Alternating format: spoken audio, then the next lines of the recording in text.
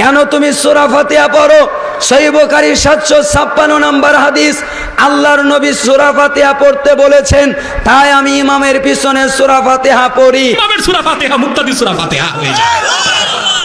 ইমামের পড়া মুক্তাদির পড়া হয়ে যায়, ইমামের না পড়া মুক্তাদির পড়া হয় না। বহস্ত মিয়া সাহেব 1250 বছর আগে বিজয় হানাফিদের হয়ে গেছে, মানেন না বলেই তো বারবার বলতে হয়। মামা, আমরা ইমামের পিছনে কি সূরা ফাতিহা পড়বো নাকি পড়বো না? মূলত রাসূল সাল্লাল্লাহু আলাইহি ওয়াসাল্লাম বলেছেন, ওই ব্যক্তির সালাত শুদ্ধ নয় যে ব্যক্তি সালাতে সূরা ফাতিহা পাঠ করে না। সহিহ বুখারী প্রথম খণ্ড 756 নম্বর হাদিস।